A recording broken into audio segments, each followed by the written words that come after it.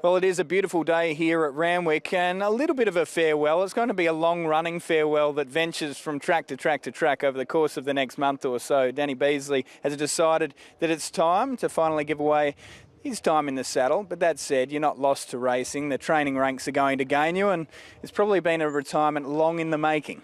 Yeah, well, I already had one go at retirement, and I was never going to be one of those jockeys, Ben, that made the comeback. But as the world got turned on its head with COVID, and I was up in Singapore, and it just sort of fitted that I come back to riding. So it's been a great time since then. I had a great couple of years riding in Singapore, and it's been great back here riding. So I was very glad that I'd done it. But yeah, this time it will be for final, and excited to go into the training ranks.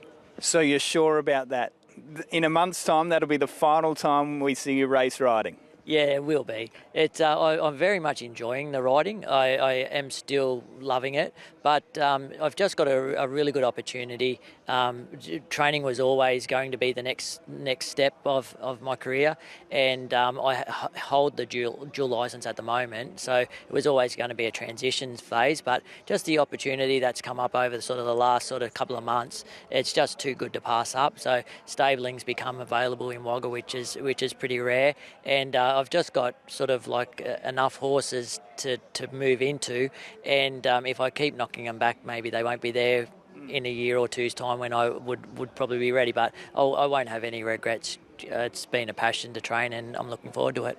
No, well, some jockeys, the last thing on their mind would be taking it up as a trainer after they finish. And so I honestly think it's a real testament to you that you want to stay in the game and stay doing it. Let's quick trip down memory lane. We're here at Randwick, and this was one of your mightiest moments, wasn't it, with Grand Army, a horse that you had great success on? Yeah, Randwick was, when I moved to Sydney all those years back, apprentice to Graham Begg, Randwick was my home, and cut my teeth here into the Sydney ranks. And when I come out of the apprentice ranks and went into senior, I went straight out to Gay, and she was the one that gave me all the opportunity and took me to that sort of next level by giving me those horses to ride. And Grand Army, he sits right at the top of the list.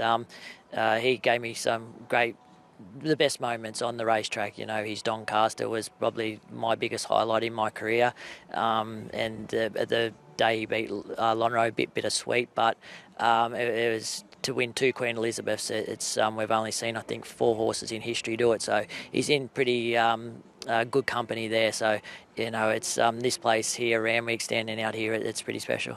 Now, it is going to be a farewell tour, and that tour takes you up to Queensland. So tell us a little bit about Body Bob. Not too many horses can match him in the first 400 to 600 metres. Yeah, he's quick, and that's his thing, isn't he? He gets out there and high rolls, got a really high cruising speed.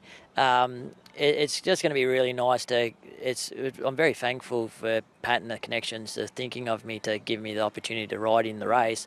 But it will be a bit special too, because a couple of the owners there, and the guy that the horse is named after, Bob McCarthy, who's a iconic legend of rugby league, and we all had a very close mutual friend in a guy called Harry Eden, who was a legendary Southson St George player, and he sadly passed away.